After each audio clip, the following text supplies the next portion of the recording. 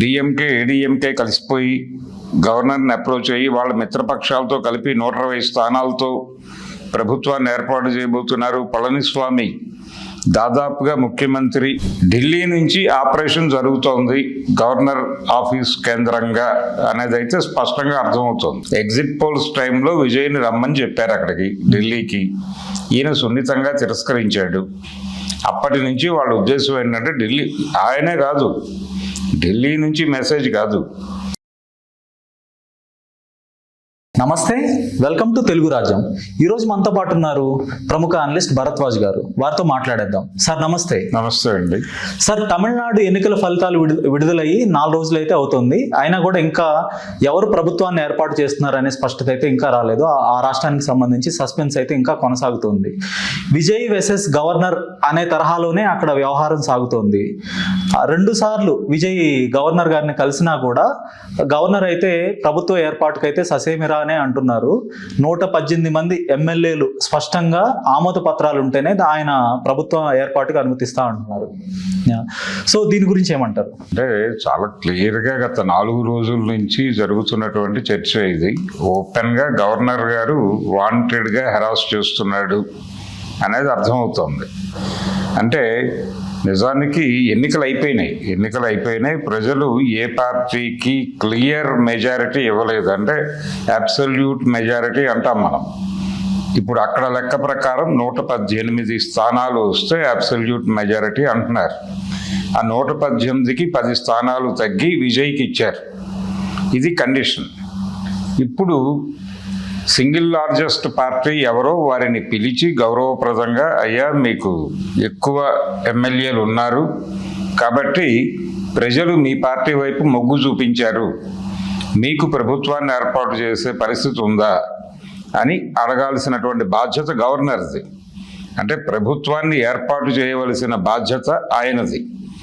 ఆయన అసలు ఎవరు వస్తారో చూస్తానన్నట్టుగా నిలబడ్డాడు. అక్కడ నిలబడి ఆయన స్కూల్ హెడ్ మాస్టర్ లాగా రూల్స్ పెడుతున్నాడు. ఈ రూల్స్ పెట్టడం అనేది కరెక్ట్ కాదు. గతంలో ఇలాంటి సందర్భాలు ఎదురైనప్పుడు బొమ్మాయి కేసులో సుప్రీంకోర్టు చాలా స్పష్టంగా ఒక జడ్జిమెంట్ చెప్పుంది. దాన్ని చాలామంది ప్రస్తావిస్తున్నారు క్లియర్గా. సింగిల్ లార్జెస్ట్ పార్టీ నాయకుడిని మీరు పిలవలేదు. అసలు ఎన్నికల తర్వాత ఆయన స్పందన లేదు, గవర్నర్ గారి స్పందన లేదు. అసలు ఆయన కదా మాట్లాడాల్సింది. మీడియాకు ఒక ప్రెస్ నోట్ అయినా రిలీజ్ చేయాలి కదా, ఆయన అది చేయలేదు. విజయ్ తనంతట తాను వెళ్ళి కలిస్తే మొదటిసారి నిబంధనలు పెట్టిన తర్వాత మధ్యలో ఊహాగానాలు అనేకం జరిగినాయి. డిఎంకే ఏడీఎంకే కలిసిపోయి గవర్నర్ని అప్రోచ్ అయ్యి వాళ్ళ మిత్రపక్షాలతో కలిపి 120 స్థానాలతో ప్రభుత్వాన్ని ఏర్పాటు చేయబోతున్నారు. పళనిస్వామి దాదాపుగా ముఖ్యమంత్రిగా ఒక అంగీకారానికి వచ్చేశారు. ఆయన గవర్నర్ని కలవబోతున్నాడు. ఇలా రకరకాల కథనాలు మీడియాలో ప్రసారం అయిపోయినాయి. కానీ అవేవి వాస్తవం కాదు. డిఎంకే స్టాలిన్ ఓపెన్గా చెప్పాడు ఆ మాట.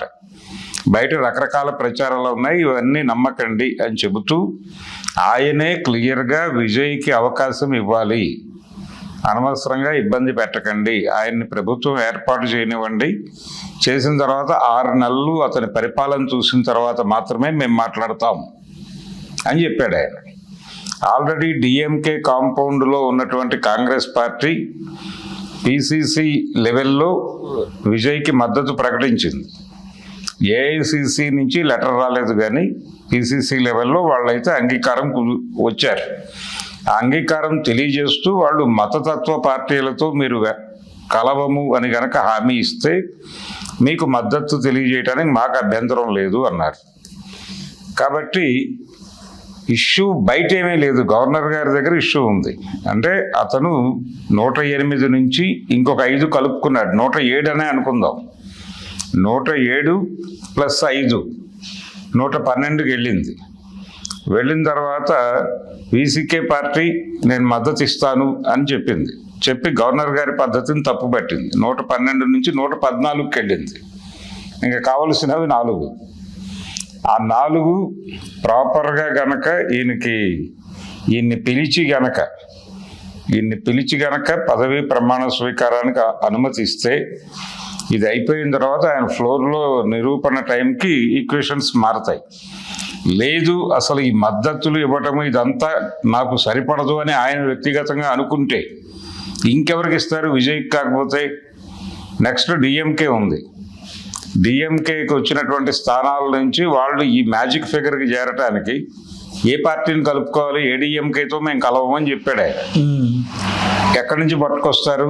మరొక అవకాశమే లేదు. అవకాశం లేదు కదా. లేదు, ఉదకమండలం ఎమ్మెల్యే ఉన్నాడు అక్కడ. ఉదకమండలం నుంచి ఎమ్మెల్యేగా గెలిచినటువంటి భోజరాజు ఉన్నాడు, భోజరాజన్. అతను బీజేపీ ఎమ్మెల్యే. అతనికి ముఖ్యమంత్రి పదవి ఇచ్చి అమిత్ షా గారితో ఫోన్ చేయించి వీళ్ళందరికీ, ఏడీఎంకేకి డిఎంకేకి అందరికీ, వీళ్ళందరినీ ఆయన వెనకాల క్యూ కట్టి ఆయన ఏమన్నా ముఖ్యమంత్రి చేయడానికి స్కీమ్ చేస్తున్నారా లోపల అనేది ఒక డౌట్.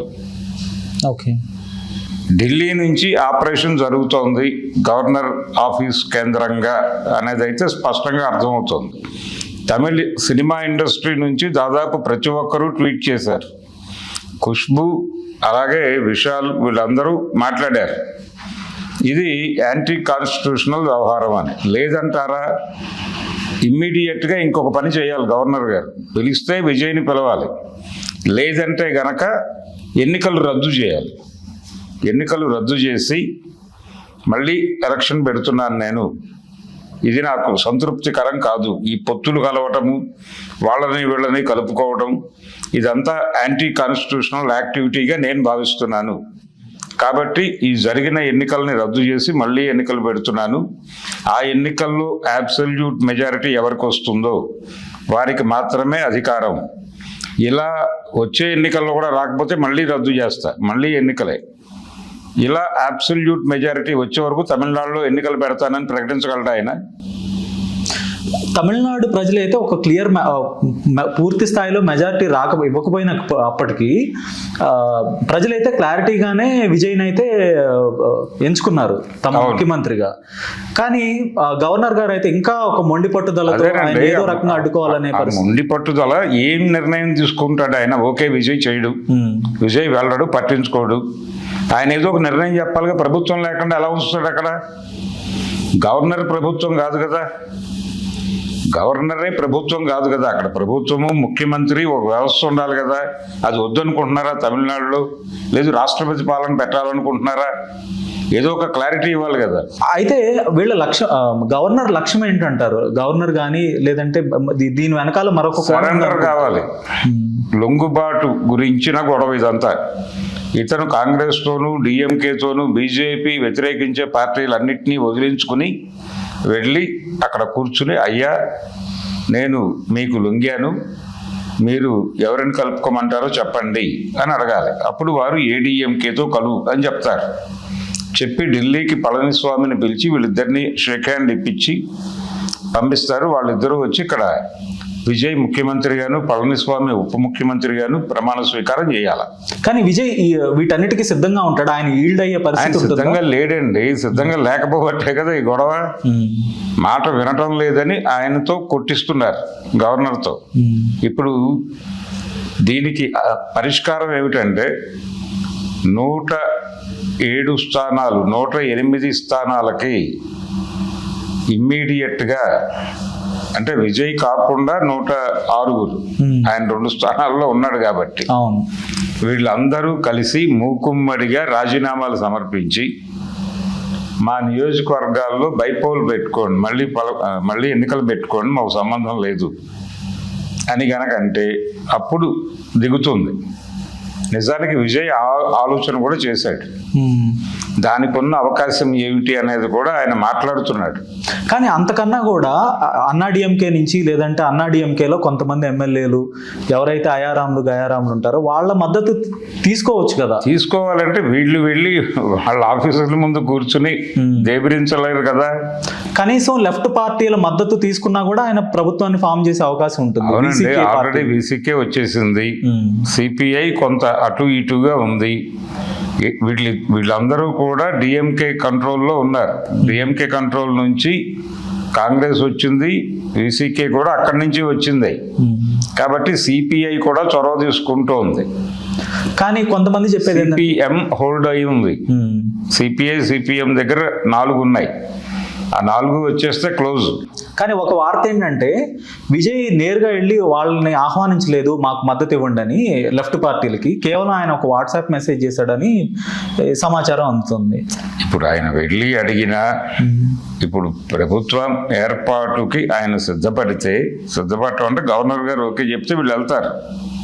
కాబట్టి మొండిగా వ్యవహరించడం. సరే విజయ్ బయటపడి వాళ్ళ దగ్గరికి వీళ్ళ దగ్గరికి తిరుగుతాడా లేదా అన్నది కాదు సమస్య. అక్కడ గవర్నర్ రూల్ ఏంటి అనేది విషయం. గవర్నర్ గారు ఎందుకు హెసిటేట్ చేస్తున్నాడు, ఎందుకు ఆపుతున్నాడు, ఏ అధికారంతో ఆపుతున్నాడు. ఓకే, విజయ్ ఎవరి దగ్గరికి వెళ్ళడు, ఏం చేస్తాడు గవర్నర్ గారు? రద్దు చేస్తాడా? ఇప్పుడు జరిగిన ఎన్నికలను రద్దు చేస్తాడా? మళ్ళీ ఎలక్షన్కి వెళ్తాడా? వెళ్ళే ఉద్దేశం ఉందా? లేకపోతే భోజరాజుని ముఖ్యమంత్రిని చేస్తాడా? నిన్న గవర్నర్ గారు అయితే ఒక జాతీయ పత్రికకి ఒక ఇంటర్వ్యూ అయితే ఇవ్వటం జరిగింది. అందులో ఆయన చెప్పింది ఏంటంటే, ఒక ప్రశ్నకి అన్నా డిఎంకే కలిసి వచ్చినప్పటికి కూడా తాను ప్రభుత్వ ఏర్పాటుకు అనుమతిస్తాను, కానీ 118 ఎమ్మెల్యేల ఆయన కావాల్సిన 118 అండి. మొండిగా కూర్చున్నాడు ఆయన. 118 ఎవరు పట్టుకొచ్చినా ఇస్తాను అంటున్నాడు. భోజరాజన్ అనేటువంటి వ్యక్తి 118 సంతకాలు పట్టుకెళ్తే ఆయన అంగీకరిస్తాడు. ఆయన బీజేపీ నుంచి ఒక్కడే గెలిచాడు, కానీ 117 మందిని ఆయన బయట నుంచి పోగేసుకెళ్ళినా ఆయనకి ఇస్తాడు ఆయన. అంటే ఇలా మెకానికల్గా వ్యవహరించటమేనా?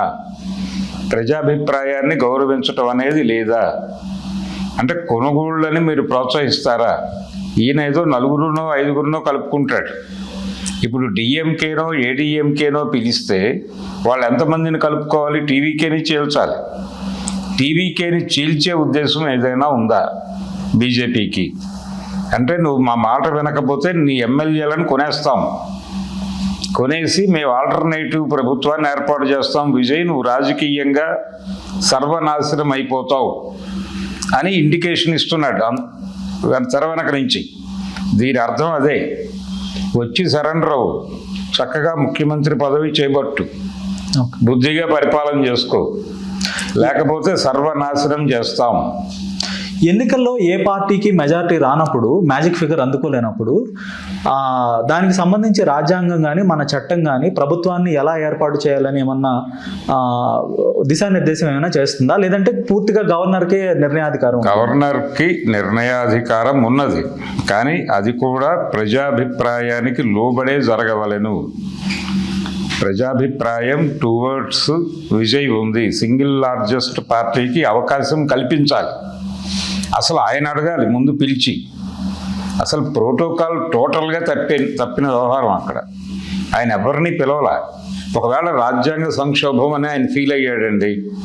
ఈరోజు కాదు కదా ఫీల్ అవ్వాల్సింది, రిజల్ట్స్ వచ్చాయి, అన్ని స్థానాల ఫలితాలు ప్రకటించేశారు. ఆయన అనుకున్నట్టుగా ఏ పార్టీకి ఏమీ రాలేదు. అప్పుడు కనీసం అన్ని పార్టీల వాళ్ళని సమావేశపరచాలి కదా. సమావేశపరిచి ఈ పరిస్థితి వచ్చింది, ఇప్పుడు మనం ఏం చేద్దాం? సింగిల్ లార్జెస్ట్ పార్టీగా ఆయన వచ్చాడు, వాస్తవానికి ఆయన్ని పిలవాలి, కానీ ఆయనకి మద్దతు లేదు, ఏం చేయాలి ఇప్పుడు నేను అని అడగాలి కదా. అన్ని పార్టీల వాళ్ళని పిలిచి, అది ఆయన బాధ్యత కదా, అది చేయలే. రెండోది, విజయ్ని పిలిచి మీ ప్రయత్నాలు ఏమిటి అని ఆయన అడగాలి. ఈయన వెళ్ళి చెప్పుకోవడం కాదు. ఈయన 2 సార్లు వెళ్ళి చెప్పుకున్నాడు. అది కాదు చేయవలసింది, వారు పిలవాలి. వారి చొరవ లేదు ఇక్కడ. ఆయన కాన్స్టిట్యూషనల్గా పవర్ ఉందా లేదా ఇవన్నీ పక్కన పెట్టండి. ఆయన గవర్నర్గా చేయవలసిన విధులన్నీ ఆపేశాడు. ఆపేసి అలా కూర్చున్నాడు. సో విజయ్ శిలా విగ్రహం లాగా. విజయ్ కాంగ్రెస్ మద్దతు కూడగట్టడం, లేదంటే కాంగ్రెస్ మద్దతు ఆయన ఆశించటం, దీనివల్లే ఈ పరిస్థితి వచ్చిందంటారా? అవునండి. ఎవరికి రావాలి ఈ పరిస్థితి? ఆయనకెందుకు? ఆయన ఏమి రాజకీయాలకు అతీతుడు కదా గవర్నరు. రాజకీయ పార్టీలకు అతీతంగా కదా ఉండవలసింది ఆయన. కానీ గవర్నర్ వెనకాల ఒక వ్యవస్థ ఉండి నడిపిస్తుంది కదా. కేంద్ర ప్రభుత్వం నడిపిస్తోంది వెనకాలండి. ఢిల్లీ నుంచి ఆపరేట్ చేస్తున్నారు ఆయన రిమోట్ పట్టుకుని. అందుకని ఈ డ్రామా నడుస్తోంది. ఈ ఎగ్జిట్ పోల్స్ టైంలో విజయ్ని రమ్మని చెప్పారు అక్కడికి, ఢిల్లీకి. ఈయన సున్నితంగా తిరస్కరించాడు. అప్పటి నుంచి వాళ్ళ ఉద్దేశం ఏంటంటే ఢిల్లీ, ఆయనే కాదు, ఢిల్లీ నుంచి మెసేజ్ కాదు, ఎన్డీఏతో అంటకాగుతున్నటువంటి మీడియా మొత్తం, ఎన్డీఏతో అంటకాగుతున్న మీడియా మొత్తం, తెలుగు నుంచి హిందీ, ఇంగ్లీష్ ఛానల్స్ వరకు ప్రతి ఒక్కరూ వారి వారి డిబేట్లలో నేరుగా ఆ ఛానల్ అభిప్రాయంగా, అంటే ఛానల్ అభిప్రాయాన్ని ప్రతిబింబింపజేసేటువంటి ఆ యాంకర్ పొజిషన్లో ఉన్నటువంటి వ్యక్తులు కూడా చాలా స్పష్టంగా, విజయ్ నువ్వు స్ట్రైట్గా వెళ్ళి ఢిల్లీ వెళ్ళి ఎన్డీఏలో చేరితే నీ సమస్య 10 నిమిషాల్లో పరిష్కారం అవుతుంది, అంతకు మించి మార్గం లేదు, అనవసరంగా వాళ్ళని వీళ్ళని నమ్మద్దు అని చెప్తున్నారు. లోకల్గా ఏబిఎన్ ఆంధ్రజ్యోతిలో గత 4 రోజులుగా జరుగుతున్న ప్రతి డిబేట్లోనూ కంక్లూడింగ్ వర్డ్ ఇదే. ఎందుకు చేస్తున్నారు ఈ మోటివేషను అంటే, ఢిల్లీ నుంచి సినిమా నడుపుతున్నారు తమిళ రాజకీయాల్లో. అంటే తోక కుక్కని ఆడించడం లేదు, వెంట్రుక తోకని కుక్కని కూడా ఆడిస్తోంది. ఆ వెంట్రుక పేరు భోజరాజన్, ఉదకమండలం ఎమ్మెల్యే. అతను తప్ప ఇంకే హోపు లేదు అక్కడ. పోనీ అతన్ని ముఖ్యమంత్రిగా ప్రకటించే ధైర్యం ఉందా వాళ్ళకి? ప్రకటించిన డిఎంకే రిజైన్ చేస్తుంది, టీవీకే టోటల్గా రిజైన్ చేయడానికి సిద్ధంగా ఉన్నారు వాళ్ళు. వీసీకే రిజైన్ చేస్తానని చెప్పింది ఆల్రెడీ. కాంగ్రెస్ పార్టీ కూడా రిజైన్ చేస్తుంది. ఆ మిగిలిన ఎమ్మెల్యేలతో సభ నడిపి ప్రభుత్వాన్ని ఏర్పాటు చేయగలడు ఆయన? చేయలేరు. అది అసలు లేదు సినిమా. ఉన్న ఒకటే అవకాశం, విజయ్ని పిలిచి ప్రభుత్వాన్ని ఏర్పాటు చేయి, ఆయన అడిగినట్టుగా 2 వారాలు గడువివు, ఆన్ ఫ్లోర్ ఆయన గనక ప్రూవ్ చేసుకోకపోతే రద్దు చేసి ఎన్నికలకు వెళ్ళు, రాష్ట్రపతి పాలన పెట్టుకో, రికమెండ్ చేయి కేంద్రానికి. అది తప్ప అసలు నువ్వు రోడ్డు మీదే నిలబడి అసలు రోడ్డు మీదకి రావడానికి అవకాశం లేదు. శాసనసభలో అడుగు పెట్టడానికి నీకు అర్హత లేదన్నట్టు మాట్లాడితే ఎలాగైనా, ఫీజు కట్టలేదని కుర్రాళ్ళని రోడ్డు మీద నుంచో పెట్టడం లాంటిది కదా ఇది. ఆ ధోరణి కరెక్ట్ కాదు. ఇది అప్రజాస్వామికంగా వ్యవహరిస్తున్నాడు గవర్నర్ రాజేంద్ర గారు. ఆయన ప్రపంచం అంటే ప్రజాస్వామ్య భారతదేశానికి క్షమాపణ చెప్పుకోవాల్సి ఉంటుంది. గవర్నర్ రాజేంద్ర చాలా క్లియర్గా ఢిల్లీ ఆపరేషన్లో భాగంగా నడుస్తోంది ఇది. గవర్నర్ వ్యవస్థ ఎంత దారుణంగా తయారైందో కాంగ్రెస్ వాళ్ళ మీద చాలా దుమ్మెత్తి పోసారు వీళ్ళు. ఆ రోజున ఎన్టీ రామారావు గారి ప్రభుత్వం బర్తరఫ్ అయినప్పుడు రావణ్ లాల్ అని చెప్పి రామ్లాల్ని మాట్లాడారు ఇదే బీజేపీ నాయకులు. ఇప్పుడు వాళ్ళు చేస్తోంది దానికి మించి చేస్తున్నారు. వాళ్ళు చేసిన దానిలోనైనా ఒక పద్ధతి ఏడ్చింది. వెళ్ళి చాలా అంటే ఆయన చెప్పిన మాట, ఆ రోజున మీడియాతో ఆయన అన్న మాట ఏంటంటే, రామ్లాల్ శాసనసభ వ్యవహారాలకు సంబంధించి నాకు సంబంధం లేదు, ఆయన ఆ పార్టీ నాయకుడు, ఒక రకంగా నెంబర్ 2 పొజిషన్లో ఉన్న నాయకుడు. ఆయన వచ్చి మా నాయకుడి మీద మాకు అసమ్మతి మొదలైంది, మా నాయకుడి విధానాల మీద మేము తిరుగుబాటు చేయదలుచుకున్నాం, మేము మొత్తం ఇంతమంది ఎమ్మెల్యేలు ఉన్నాం, ఆన్ ఫ్లోర్ మేము ప్రూవ్ చేసుకుంటాం మెజారిటీ అని చెప్పాడు, అందుకని అతనికి అవకాశం ఇచ్చాను అన్నాడు ఆయన. మరి అది ఆయన నిర్ణయమే కదా, గవర్నర్ నిర్ణయమే కదా. అలా నిర్ణయం తీసుకుని ఇలా నిర్ణయం తీసుకునేది గవర్నర్లేనా?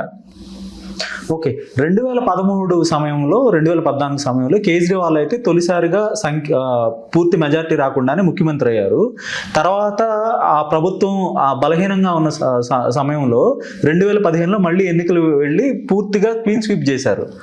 విజయ్ కూడా అలాంటి ప్రయత్నం ఏమైనా చేసే అవకాశం? ఆయన ఆల్రెడీ చెప్పాడుగా, నేను రిజైన్ చేసేస్తాను, ఈ డ్రామా ఏంటో తేల్చండి ముందు అంటున్నాడు ఆయన.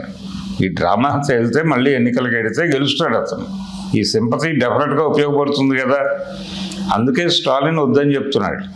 విజయ్ మళ్ళీ ఎన్నికలకు వెళ్తే ఖచ్చితంగా డిఎంకేకి అన్నా డిఎంకే అయితే కనుమరుగైపోయే పరిస్థితి. పివి నరసింహారావు గారి నేతృత్వంలో ఏర్పడినటువంటి కేంద్ర ప్రభుత్వం కూడా మైనారిటీ ప్రభుత్వమే.